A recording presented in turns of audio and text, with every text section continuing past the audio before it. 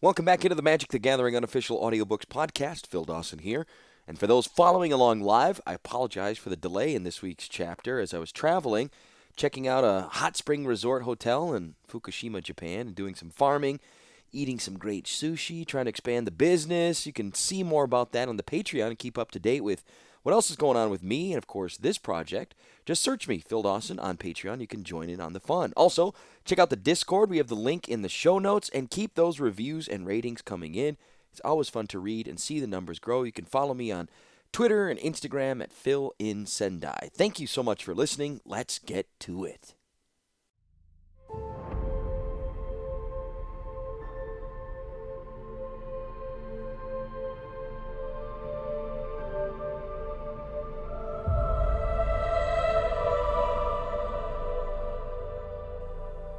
Chapter 6. The creature in the wardrobe flung back the bone-inlaid doors, ripping them from their hinges, and emerged. It was a huge thing, in general configuration human, though with its armor implants, protruding bone spikes, and barb-edged legs, it seemed almost an insect. A pair of steel struts extended its lower jaw, which was tipped with glimmering metal tusk that dripped Joyra's blood. Its nose had been replaced with another spike, the task of breathing being accomplished through a series of holes bored through the creature's sternum and directly into its bronchia. Its eyes seemed to glow, bedded deep in mirrored sockets, and its horn-studded brow ridge rose into a sagittal crest that also ran with blood. Sharpened tips of bone protruded from shoulders, elbows, fingertips, knees, and toes. The creature rasped, "Disarm and deactivate yourself, and you will be taken intact. Otherwise, you will be destroyed." Karn answered by hurling himself at the thing. It was fast, sliding from beneath his descending bulk with all the speed of a snake. Karn clutched one shoulder, but the creature melted away. It was suddenly on his back. Its scissor fingers jabbed beneath Karn's headpiece. He remembered how easily Malzra had flung back his skull and removed the power stone within. Karn pivoted and toppled, hoping to smash the bug between the hammer of his frame and the anvil of the floor. The monster shifted again, elusive as water, and landed atop him. A red spray went up from the puddle of blood where Karn landed. Gore sizzled on his hot skin. He brought his fists together, pounding the invader's sides. With a growl and a heave, the beast worked the mechanism at Karn's throat and flung back his skull. Karn could see nothing more, could move little, his limbs jangling around him, but he could feel the spike-tipped fingers slide in around the silver case where his power stone lay.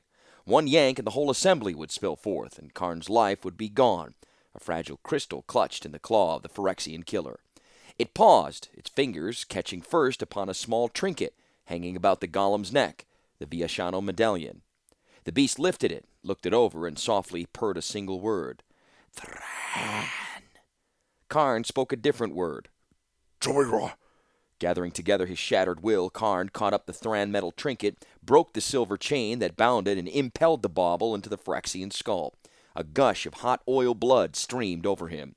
Screaming, the creature fell back. Karn managed to knock close the skull piece and felt his power, his will reassembling from fragments on the floor. In the next instant, he rose above the crouching killer, the Viashino trinket half sunk in its frontal lobe. He flung the beast to the ground, and with one stomp of his massive foot, reduced the thing's head into an oily mass of slumped skin, brain ooze, and bone meal. The body trembled for a few moments afterward, but Karn kicked the sloppy corpse aside and knelt beside his fallen friend. Dead. Joyra was dead. The rage Karn had felt at his discovery melted now into anguish and sorrow. The silver man crumpled before her. This ached worse than a red-hot frame or a skull plate peeled back like the rind of a melon.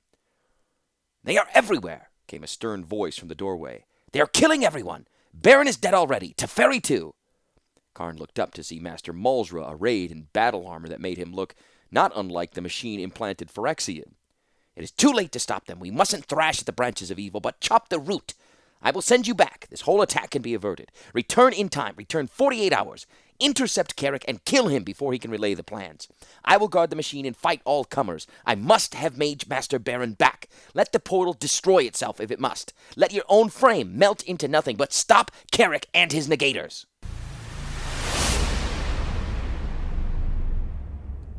If I kill him, thought Karn as the smoky beam of the portal danced around him, if I even delay him, detain him, Joyra will live again. Beyond the fitful circling of that red ray, Master Malzra worked feverishly at both consoles, his associate lying dead somewhere in the ravaged school. If I kill Carrick, thought Karn, all will be as it was. Even then, a brace of negators burst through the door. Huge and trussed with steel armor, much like the Phyrexian Karn had already slain, each of these creatures was unique. One had a lupine head and limbs, though its shoulders and torso were human, or once were before they had been pierced in 1,000 places by seeking tubes and conduits. Another was a lurching ogre with massive, infolded features, deep, malevolent eyes, and arms as huge as other men's legs. A third was lithe and quick and spidery. These three emerged among spinning shards of the shattered door and plunged toward Malzra. Karn staggered, almost lurching from the light to drive back the creatures. Without even looking up from the machinery around him, Malzra lifted a hand and sent out a shocking blast. 3 bolts separated from the main surge and caught the monsters mid-chest. Lightning blasted holes where their hearts would have been, in humans, and raced in crackling fury across the steel frames. Eyes lit from within, fangs danced with sparks, muscles glowed eerily where neurons ran, but still the Phyrexians converged. For the next sorcery, Malzra did not even raise his hand. The spell blossomed, full-formed from his mind, even as his fingers danced across the consoles. Each of the 3 creatures abruptly froze, mid-stride, and fell to the floor, shattering like black ice. Karn saw no more. In the next moment, all the rest of the world froze. It stood for a shuddering instant, as if on the verge of cracking, and then time began scrolling backward. Broken bits of Phyrexian slid together on the floor and rose up, assembling themselves in midair and retreating toward the door. A gathering spell formed flesh from ribbons of smoke and thrust it into the holes in the creatures' breasts. The obligatory fled outward, rebuilding the door from wood fragments before they departed. And then time scrolled faster still. The dancing beam shrieked in its frenetic spinning. The world jittered and shook. Master Malzra had harnessed the full power of the device, of its 4 vectors and its sea cave turbines, the power of this regression. Karn would likely not survive this journey, and even if he did, the machine might not remain to bring him back. But Joyra would survive, and that would be enough. Joyra and Teferi, Baron, and the school. If saving them meant losing himself, Karn did not mind. Better to end that way than as a statue in the Hall of Artifact Creatures. Morning brought darkness to the world. Carrick entered the laboratory on his last visit and was gone. An evening brought to light. Karn waited anxiously through another day and into the morning twilight beyond. He was already quite hot, his bulk steaming and his plates grinding against each other in expansion. Night deepened. The regression slowed. The light faltered. Karn clenched his hands at his sides and felt the strange, very human impulse to pray. To what god he did not know, perhaps to the time machine itself. With a light more beautiful than any true dawn, the laboratory door cracked slowly open, and the gray corridor glimmered beyond. Karn heaved himself from the dissipating pool of light, his own silver bulk glowing a dull red to match the color of the beam. Without pause, he raced toward the now closing door, grappled the handle, and flung it wide. He barged into the hall just behind the golden-headed Phyrexian sleeper. Carrick whirled when he heard the door bang raggedly out of the corridor. Though Karn was still out of phase, his superheated shell sent wisps of smoke into the air and an aura around his body, and Carrick saw the shape of the void within. He turned and bolted. Karn followed. He had not been built for speed, and running taxed his frame. Carrick darted ahead down the corridor, quickly pulling away. Perhaps another regression. Karn thought desperately. Perhaps I should be withdrawn for another regression, except the machine may destroy itself to accomplish this one. Karn was not as fast as the Phyrexian, but he knew the academy, and knew where Carrick was headed. Launching himself down a side passage, Karn reached the Hall of Artifact Creatures. He entered quickly, closing and bolting the door behind him. Karn stalked past deactivated creatures 2 and 3 times his size, mechanical mammoths, rovers with the form of steel crickets, spidery devices with hands at the end of each leg. The killer was there, too. Carrick had entered the chamber from the far end, and he stalked cautiously forward. He was on his way to the West Laboratories and would need to pass through the door behind Karn. The Silver Man eased himself onto a nearby platform and crouched beside the metal skeleton of a clay warrior. There, camouflaged among dead metal creatures, he waited. Carrick came, cautious and quick. He came. A sneer jagged across his lips as he set his hand on the doorknob and pulled, certain he had evaded his pursuer. Karn fell upon him. There's an unmistakable sound when bones, whether human or Phyrexian, snap. Carrick's lower right leg folded below the knee. Shrieking in agony, the man crumpled to the floor.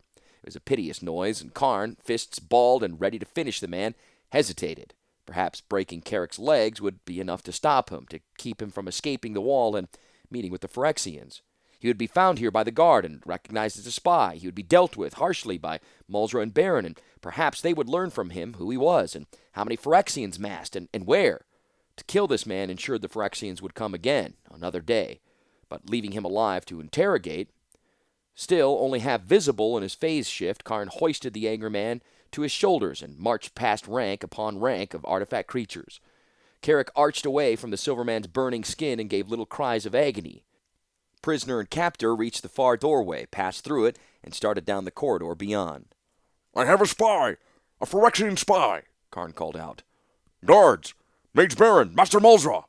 Before an answer came, every particle of Karn's being was seized by Mulzra's future hand. The machine was drawing him back. There was something different about this summons, its tearing insistence.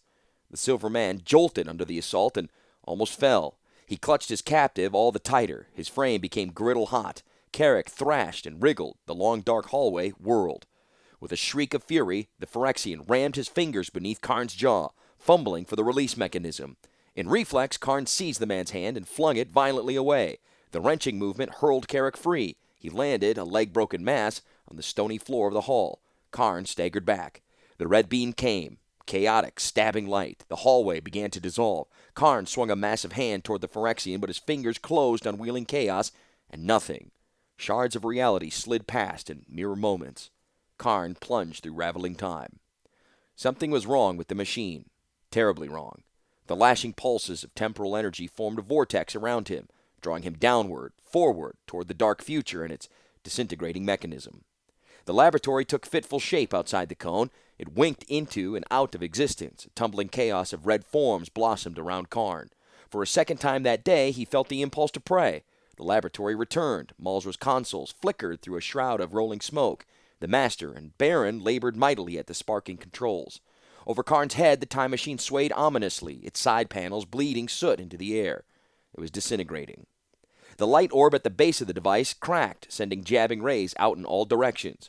Where red beams struck, walls turned to dust, machines to slag. Each ray carved a jagged rent in whatever it hit, tearing through the laboratory and the corridors beyond, through the dormitories and the wall itself, reaching out to rend all of Talaria. Karn stood in the center of it, shielded beneath the coruscating cone of light. Then came the explosion. Red was suddenly gone. Red and all other color, and all darkness. There was only light in that moment, light like the center of the sun. It came with a fragile shattering sound, as though a crystal had been sundered.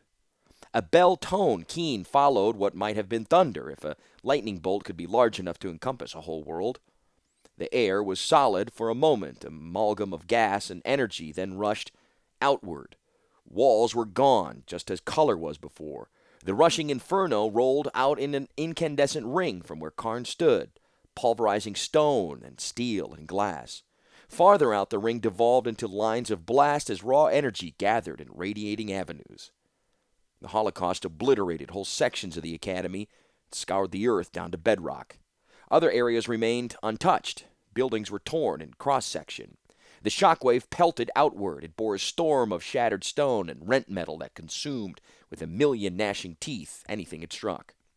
Millennial trees toppled. Stony pinnacles were eaten right through. Green leaves burst into flame. Clouds of dust and ash boiled up from the shuddering forests. The blaze reached even the sea, and in mile-long arms it boiled water to a depth of 5 fathoms. It reached to the clouds overhead, flinging some aside and bringing fiery hail from others. It shook the oceans, awakening tidal waves that destroyed coastal villages 200 miles distant. It was a blast like none felt on Talaria since the days of Argoth. It was a blast awoken by the same follies of the same man.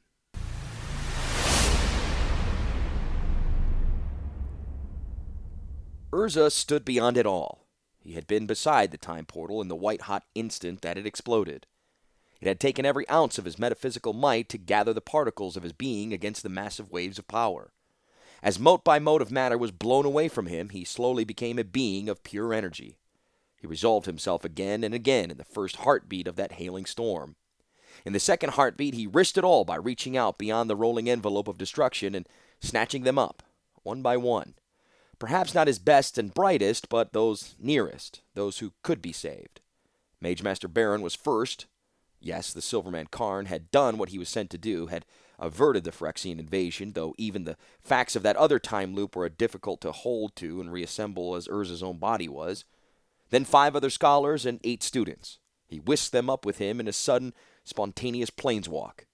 They would not survive the journey in human form, he knew, and took a moment to transform them all into stone. It could be undone later, when there was time, when there was strength. Ravening beams streamed past Urza and his company of statues, the death throes of his latest dynamo flung out of shrapnel of every conceivable thing. Metal and stone, and bone and brain, and even mind tore repeatedly through them. Urza held fast against the stone. He rose. He took the others with him. Now they were... where? The hillside was sunny and green. A gentle, heather-smelling wind strolled easily past the 14 statues. Urza had saved himself and 14 others, which meant that more than 200 were left to die. He had saved himself and Baron and 13 others. The negators might have done less damage, but they would have killed Baron and captured all of Urza's devices and the time machine itself. It had been a reasonable trade. Urza had saved 15 and kept his work from Phyrexian claws. Yes, it had been a very good trade. The Talarian survivors stood frozen and silent in that caressing wind. There was a single broad-crowned tree at the top of the grassy hill, and it alone moved, breathing the balmy air. Urza cast the last enchantment he held. It was his final saving act on that afternoon, for he was spent. He would not be able to maintain his physical coherence much longer. It was a feat of will to cast that last spell, to transform Baron back into flesh. Stone became bone and muscle and blood. Baron awoke. Brows knotted darkly above his intense brown eyes, the man staggered through tall grass to reach Urza. Where are we?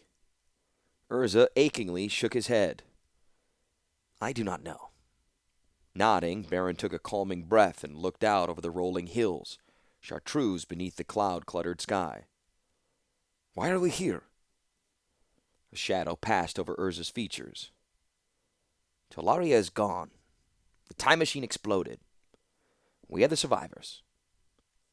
The younger man's mouth dropped open, and he gazed with an angry appraisal at the other 13, arrayed like tombstones in a forgotten graveyard. Just us? Just 14? 15, Urza corrected solemnly. You and I, 5 scholars and 8 students. Baron crouched suddenly, clutching his knees. And the rest? Urza blinked. He did not need to blink, but it was an old habit that came with disturbing thoughts. Most are dead. Some may live, sheltered by rubble, but most likely not. His assistant remained on his haunches. He panted like a dog afraid of thunder. We have to go back. We have to get them. Teleport, if you have such a spell ready. I can do nothing more for a time, Urza replied grimly. I am spent. As it is, I cannot anchor myself here much longer. I have no teleport spells. I had no thought I would need one, Baron spat. Then a boat or something. We have to go save whomever remains. Already Urza's form faded, his features shifting. The gemstones that had become his eyes flickered, the fire in them gutted, near death. We will find them in time. Any who escape the island tonight, any who do not, will be dead by morning.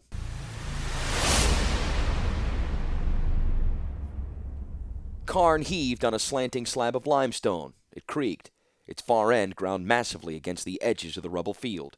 The voices beneath cried out in hope and terror as light appeared above. Not sunlight, but firelight from the raging flames of the explosion. Karn levered the edge of the stone a foot off the ground, and 2 young students scrambled out. The silver man hauled the block higher. An aged scholar with a bloody head clawed his way free. That's all of us, gasped the man raggedly. Head for the jungle, Karn ordered as he let the stone grind back downward. Go through the ruins, not the clear paths. Move through the deep jungle. Get to the sea. Stay away from the clear paths. There are time gashes, and if you enter them, they will kill you. The aged scholar was still on his knees, cradling a broken arm. His 2 young students huddled shivering beside him. The man looked about at the devastation. Here and there, ragged remains of buildings towered precariously. Between crumbling stacks of stone, the ground had been scoured to bedrock. Bodies littered the smashed edifices, but in the clear paths nothing at all remained but fire-scarred rock. The old man scratched his silver hair just beneath a bubbling gash. He blinked, and blood droplets leapt from his eyelashes to spatter his cheeks. Once we reach the sea, what then? The man rasped. Find others. Karn advised as he moved toward the next sounds of screaming. Find something that floats. Mulzer kept boats on the east shore. It was all he had time to say. He'd rescued 17 so far, though most of those would die of their wounds or wander into wild time storms that would tear their bodies apart. Karn had already encountered a few such destructive regions, and even his silver bulk, engineered to survive temporal fluxes, had been nearly destroyed.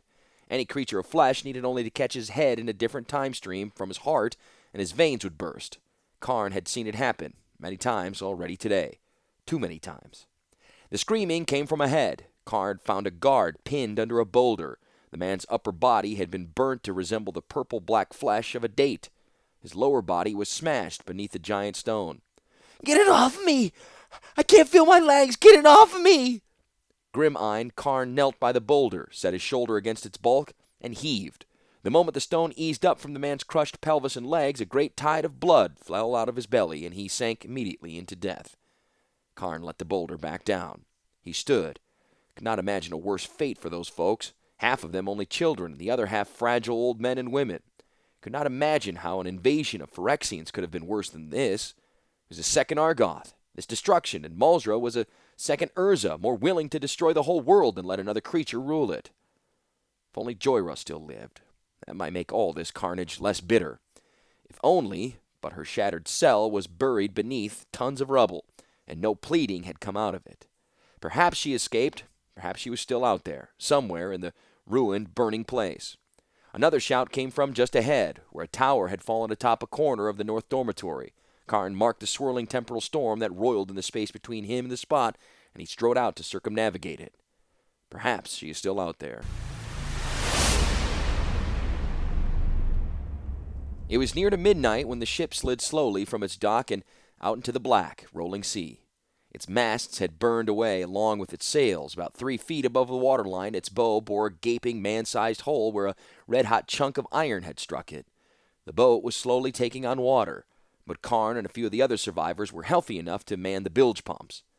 The rest, only 33 in total, huddled together on the singed deck and watched fearfully as the burning island slid silently away behind them. Fires blazed across the island, and weird lights danced in veils that reached through the clouds overhead. Waves surged in fits against the rocky shores, and a hellish moan of tortured winds made the place seem haunted by the ghosts of the fallen. The glimmer moon, near to sinking into the hungry waves, watched the whole display with bald accusation. 33 survivors, mused Karn grimly as he pumped. The light of the burning isle faded behind them, and only turgid, cold blackness lay ahead. The sky and sea indistinguishable and menacing. 33 survivors, and Joyra nowhere among them. How could a Phyrexian invasion have been worse than this? It was a terrible trade, Karn said to himself. Terrible and unforgivable.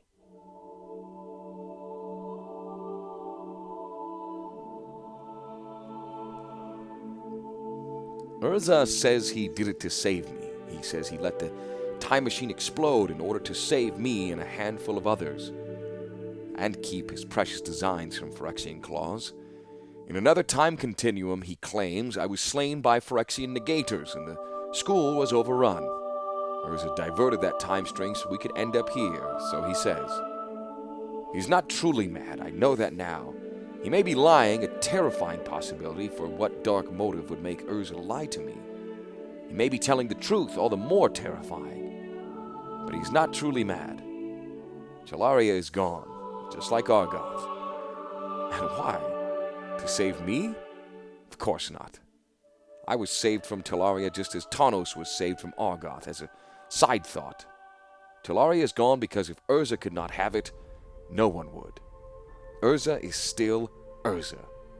I doubt he will ever return to the island he has destroyed, return to rebuild, to declare himself father to the scholars that he has orphaned. I doubt it. Mad or sane, he does not learn from his mistakes. Baron, Mage Master of Talaria.